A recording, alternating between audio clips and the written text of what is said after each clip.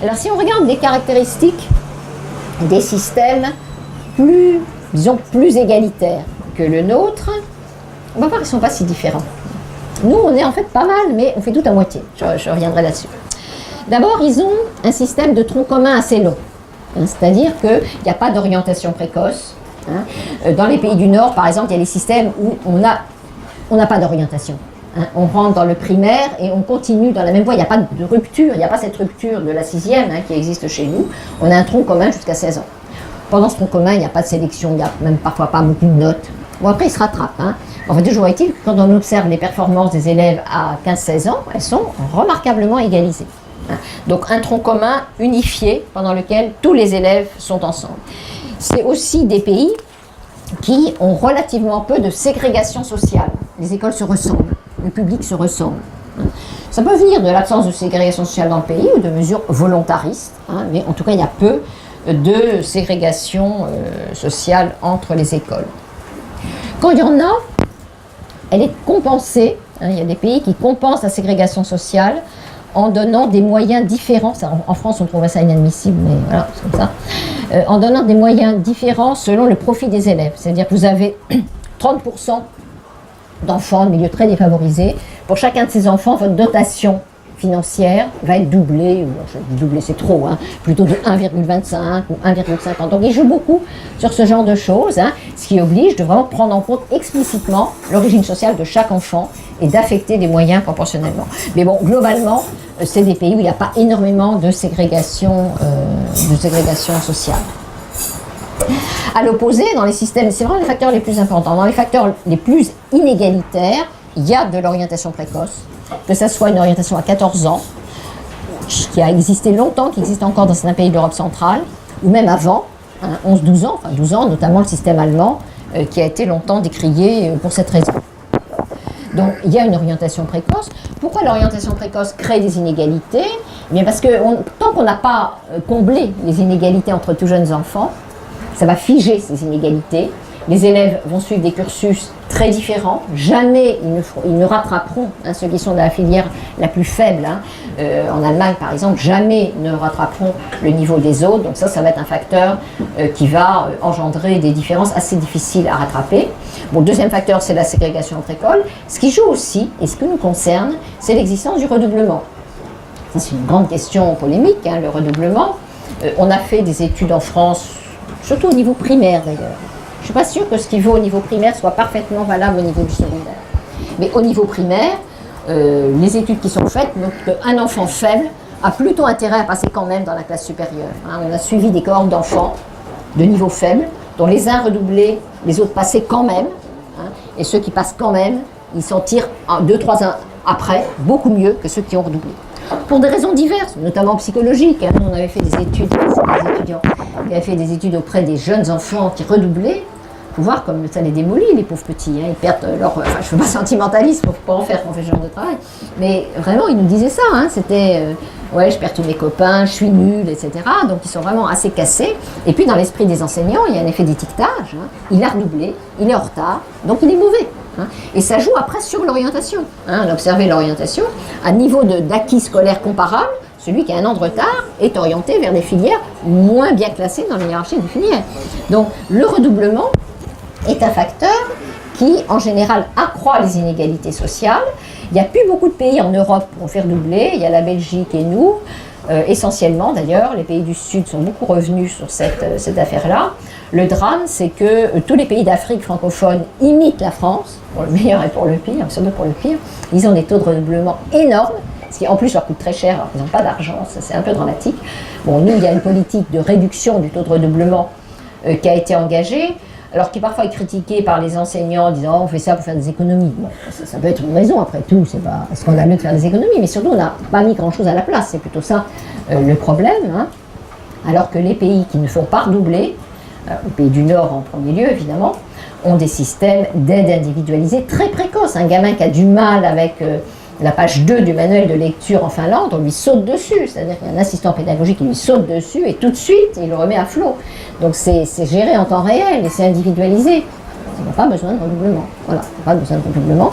Alors que chez nous, on a ce système qui est effectivement très coûteux, dur à vivre, et qui est peu productif, si on peut dire, enfin peu efficace. Ce qui joue aussi quand même, mais de façon moindre, enfin c'est moins facile à tester, c'est sans doute les contenus de formation, notamment au collège. Alors ça aussi c'est un peu bourdieusien, Bourdieu a beaucoup insisté sur le fait qu'on avait des contenus de formation relativement élitistes, hein, les humanités, la littérature, l'histoire de l'art, on va faire de l'histoire de l'art à des enfants qui n'ont jamais vu une œuvre d'art, etc. Bon, tout ça, on imagine que ça va créer des inégalités. C'est difficile à tester, mais les comparaisons internationales montrent que dans les pays anglo-saxons, on a des cursus qui sont plutôt, alors à l'anglo-saxonne, utilitaristes. On leur apprend à lire, non pas peut-être, alors on peut le je ne dis pas que c'est bien, enfin c'est assorti de moins d'inégalités sociales, on leur apprend à lire des textes qu'ils auront à lire dans la vraie vie et pas forcément des œuvres un peu abscondes, etc. Donc ils sont plus centrés sur la préparation à la vraie vie, disons, et c'est vrai que ça fait moins d'inégalités. Alors c'est un point qui a été beaucoup critiqué dans les enquêtes PISA. Vous avez entendu parler tous des enquêtes PISA, donc ils comparent les performances des élèves de 15 ans dans maintenant 80 pays, dans des pays très très variés. Et quand les premières enquêtes PISA, je fais un peu une parenthèse sur PISA d'ailleurs, sont sorties, elles n'étaient pas très bonnes pour nous, on n'était pas les meilleurs du monde alors qu'on l'avait pensé pendant des années. Et les premières réactions du ministère, en 2000, c'est la première enquête PISA, c'est 2000, ont été de dire « Ah ouais, c'est anglo-saxon. C'est anglo-saxon, c'est pas notre mentalité. C'est trop, justement, ce que prétend tester PISA, c'est ce qu'ils appellent en anglais les skills for life, les aptitudes pour la vie, c'est-à-dire ce qui va nous servir dans la vie. » Donc si vous regardez les épreuves PISA, c'est très ouvert au public. Vous mettez sur PISA, vous verrez les tests. Ça va être effectivement la lecture d'articles de journaux, de notices de médicaments, de trucs vraiment très très utiles. Le calcul, pareil. Le calcul, c'est vous lisez un article où vous avez une promotion pour des soldes, vous faites votre règle de 3, des trucs comme ça. Donc c'est vrai que c'est très collé à la vie quotidienne. Donc évidemment, chez nous, on s'est un peu gaussé pendant un certain temps de cette chose bien anglo-saxonne, etc. Nous, on était bien au-dessus. Je me rappelle, j'avais discuté avec des profs de maths qui disaient « Bah oui, on leur fait faire des règles de 3, mais enfin nous, en France, on fait de la géométrie, alors vous comprenez ?» Alors on a l'air de dire « On n'est pas au-dessus de tout ça. » Bon. Donc on a eu longtemps, on a vraiment traité ça par le mépris. Et puis finalement, c'est un peu la pression douce de l'Europe aidant, puis la tension, tout est palmarès, etc., qui fait que maintenant, le ministère prend beaucoup plus au sérieux les épreuves de PISA, et plus personne ne dit que c'est anglo-saxon. D'ailleurs, les pays dont les élèves ont les meilleures performances à PISA, c'est pas les pays anglo-saxons, c'est pas les États-Unis, c'est pas le Royaume-Uni, c'est les pays du Nord, c'est certains pays asiatiques. Il y a aussi l'Australie qui est pas mal placée, mais bon, le Canada. Mais c'est pas les pays, c'est pas le règne des pays anglo-saxons. Et puis je pense que toutes les critiques méthodologiques qui ont été faites à PISA ont été vraiment prises en compte. C'est une entreprise, c'est un gros business, PISA, mais extrêmement sérieuse. Par exemple, certains disaient « Ah ouais, mais il y a des biais dans les questions, etc. » Donc les questions sont traduites 2 fois, retraduites dans les 200 pour être sûr que les élèves les confondent. Il y a un business autour de PISA qui fait que les questions, je pense, sont assez inattaquables. Alors après, il y a des questions de fond. Est-ce que c'est ça qu'on veut pour les élèves de 15 ans? On peut très bien dire ça.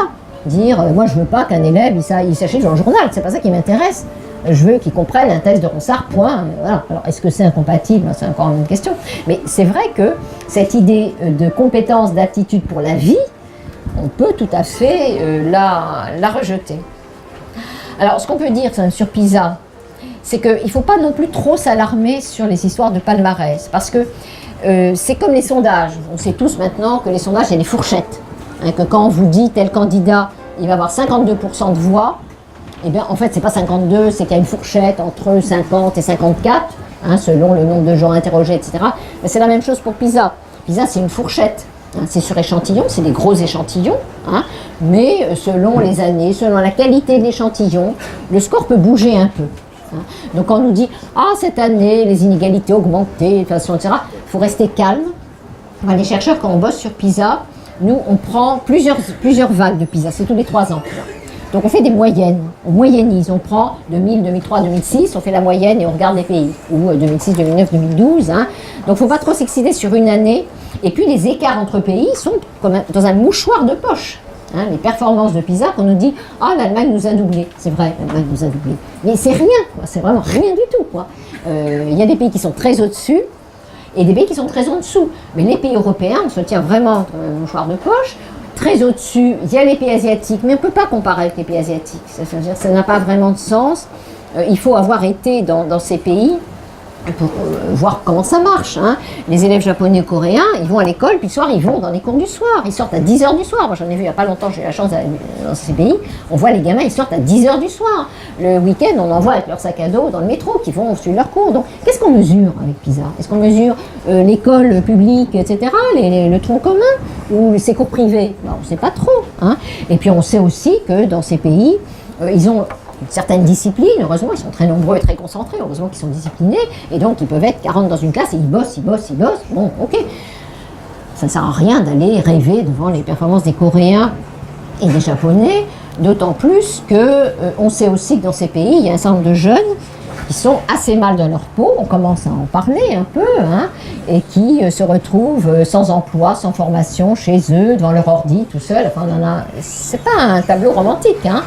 Donc, ces élèves que maintenant on compte dans les statistiques internationales, ce qu'on appelle les NET, c'est-à-dire Not in Education, Employment or Training, ils sont ni en éducation, ni en emploi, ni en formation.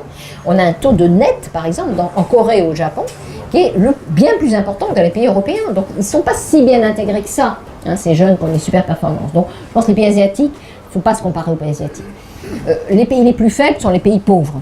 Et là aussi, si on visite les écoles des pays pauvres, on se dit, bah oui, même si l'argent ne fait pas tout, hein, il y en a, je sais pas, moi j'avais visité une école au Pérou, qui sont dans PISA. On se dit, c'est lamentable les conditions de travail, mais vraiment lamentable, quoi. Il y a des pays aussi où les maîtres viennent qui sont très isolés, ils viennent pas, etc. On se dit, ah mais ils sont les plus faibles dans PISA. Ben ouais, ils sont les plus faibles dans PISA. Bon, donc faut pas regarder le palmarès. Je pense que PISA n'a de sens que vraiment dans les pays comparables aux nôtres, et dans les pays vraiment comparables aux nôtres, là on peut regarder. Hein, on peut regarder s'ils ont fait des réformes entre deux vagues de PISA, et ça peut nous donner des idées. Hein, donc voilà, une parenthèse PISA. Et par exemple, ces dernières années, entre les dernières vagues, notamment entre 2006 et 2012, hein, les résultats de 2015, on ne les a pas vraiment explorés finement encore, la Pologne a fait des réformes intéressantes parce que justement, elle a supprimé son orientation à filière à 14 ans. Ils ont créé un collège unique. Et ben, les performances des élèves ont beaucoup augmenté et se sont égalisées.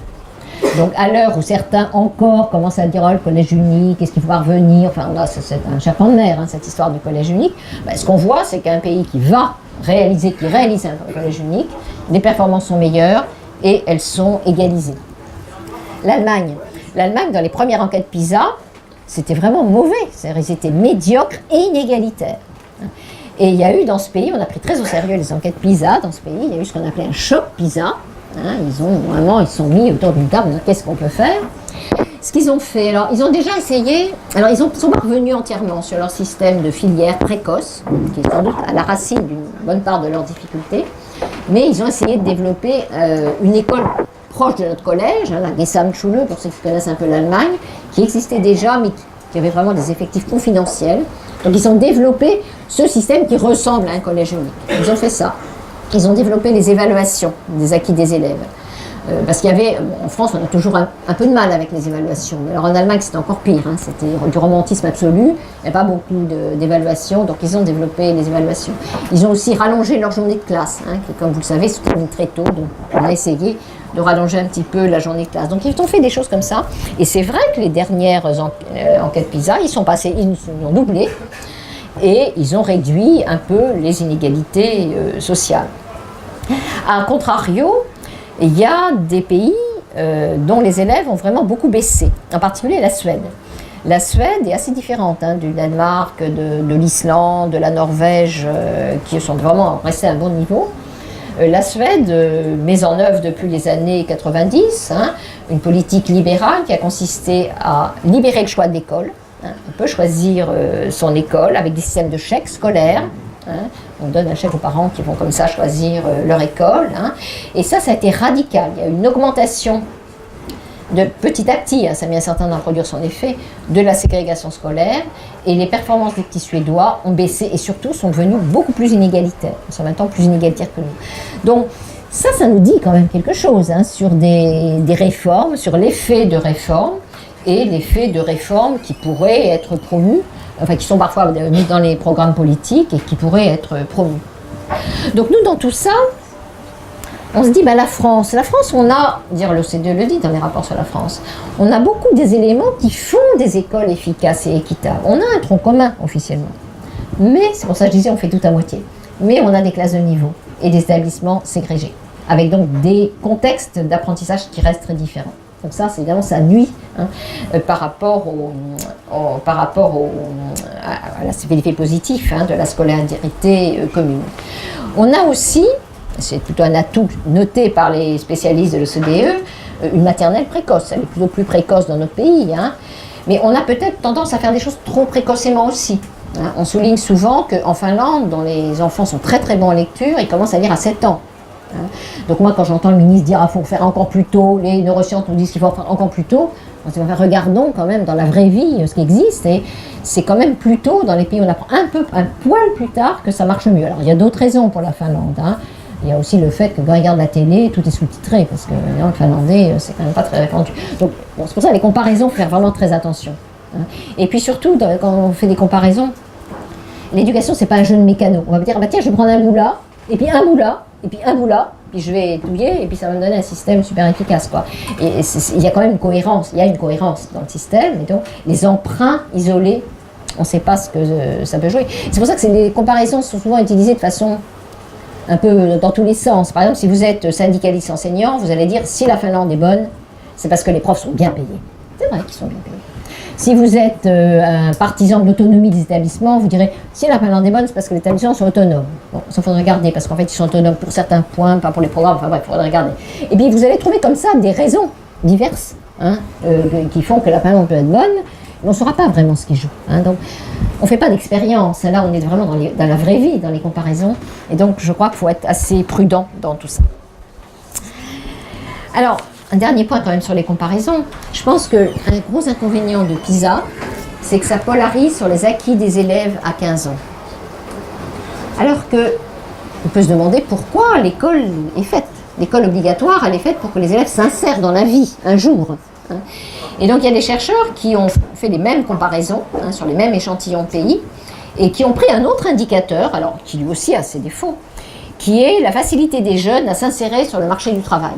En disant finalement une chose, c'est ce qu'ils sont avec 15 ans, et puis après, est-ce qu'ils parviennent à rentrer dans la vie active. Là, c'est vrai que le classement des pays est bouleversé, et en particulier, les systèmes à filières qui sont très décriés pour les acquis des élèves, se reclassent pas mal quand on regarde l'insertion des jeunes. Donc ça, tout ça doit être discuté. Ça, c'est le haut politique de décider. Qu'est-ce que je mets en avant? Est-ce que je mets en avant les acquis à 15 ans ou l'insertion? Donc, on commence à regarder maintenant ces indicateurs. L'OCDE intègre un indicateur des nets que j'évoquais tout à l'heure. Ces jeunes vraiment mal insérés ou pas insérés du tout. Et ça peut donner quand même des reclassements assez sensibles.